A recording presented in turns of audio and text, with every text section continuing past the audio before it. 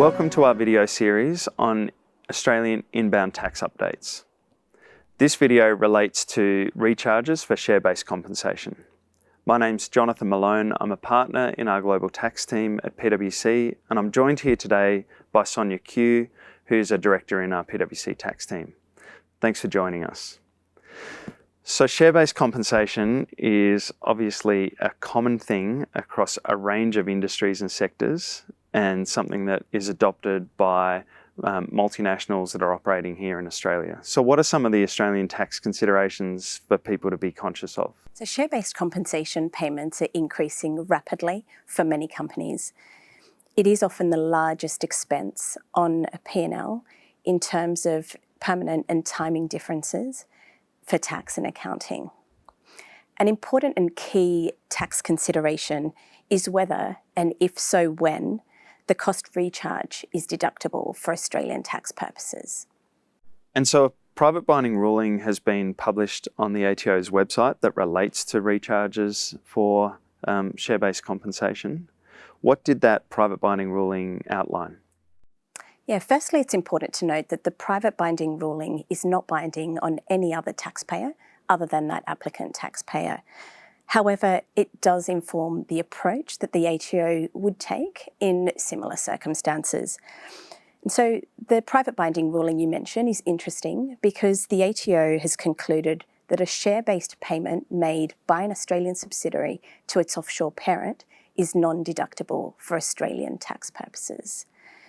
The facts presented to us in the private binding ruling are not too dissimilar to many global inbounds with equity plans.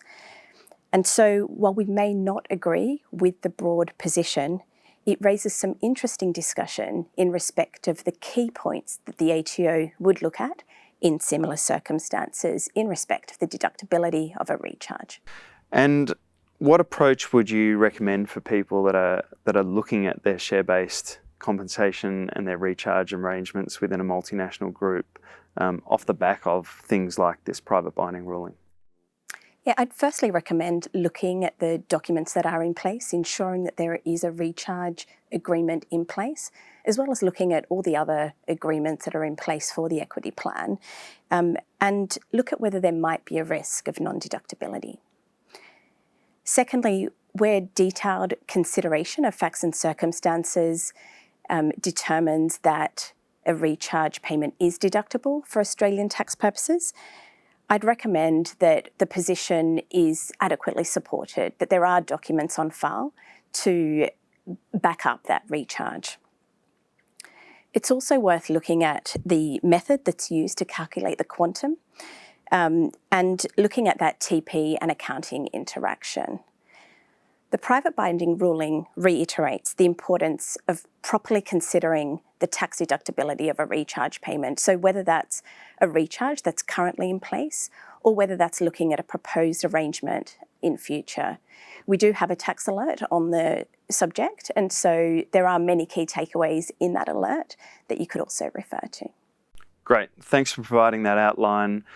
Feel free to look at that tax alert for more detail, and feel free to also reach out to any of the PwC contacts that are listed on the website linked to this video.